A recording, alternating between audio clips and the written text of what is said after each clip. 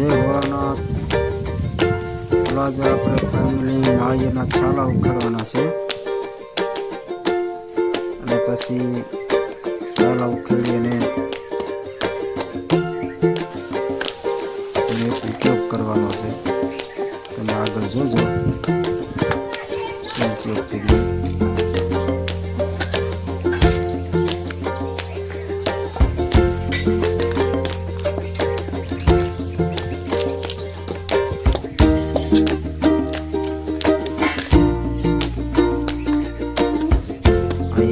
નાળિયેરના છાલા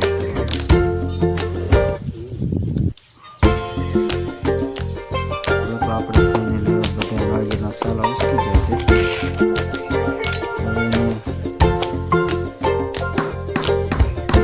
હાથ થોડી અમે કાણા પાડવાના છે. થોડી લીધી છે.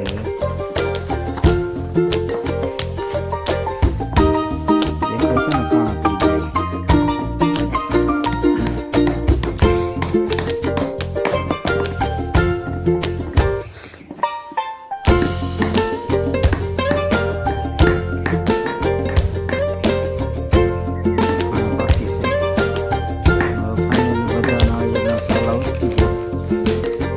કાણા પડી ગયા છે. હવે આપણે RCM બ્રાન્ડ કંપનીનો લોટ લીધો છે 2 કિલો. પછી એમાં ગોળ નાખ્યો છે, ખાંડ નાખી છે અને તેલ પણ નાખવાનું છે.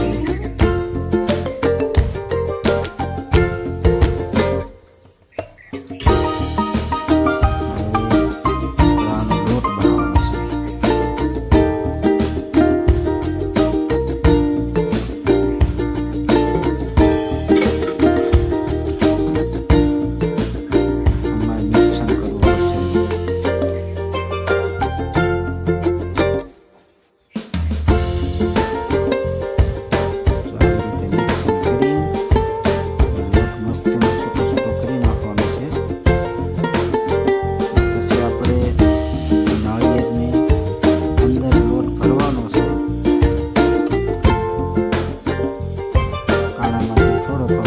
જાય એટલો બીજો લોટ આપણે નાખી દેવાનો છે.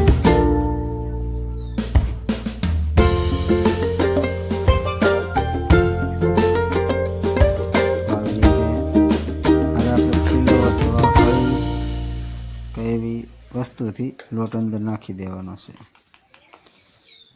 હવે અમે નીકળાશી ગાડી લઈને.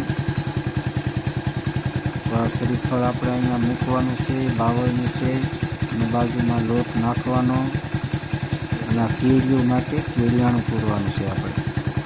બરાબર. તો અમે બધા નાળિયેરનું તગાડું ભરી લીધું છે અને પછી ગાડી લઈને સળિયા રોડે રોડે હાલા જઈએ છીએ અને જ્યાં જ્યાં કેળીઓના દર દેખાય, જ્યાં ગાળ કાઢેલો હોય ત્યાં આપણે એક શ્રીફળ મૂકતું જવાનું અને થોડો થોડો લોટ નાખતો જવાનો છે. આવી રીતે. તો આ ચૈત્ર મહિનો છે. તો ચૈત્ર મહિનામાં કેળીઓને કેળિયાણું પૂરવું જરૂરી છે. એક મહિનાનો ખોરાક મળી જાય અને એ એકઠો પણ કરી લે, ભેગો કરી લે ચોમાસા માટે. જ્યાં આવા જગ્યા હોય ત્યાં કોઈ રહેતું ન હોય, રહેણાંક ન હોય, ત્યાં કેળીઓને કાંઈ ખાવા ન મળે. પેટ બંધારાના કાંઠે કટકાપરા હાઈવે ઉપર બધે જ અમે નાળિયેર મૂકી દીધા છે અને આ જંગલમાં પણ મૂક્યા છે. બંધારાના કિનારે જંગલ છે.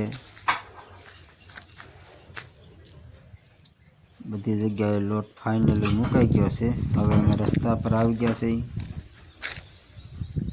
અને હવે છેલ્લા 2 શ્રીફળ વધ્યા છે એ પણ અમે હવે મૂકી દઈએ.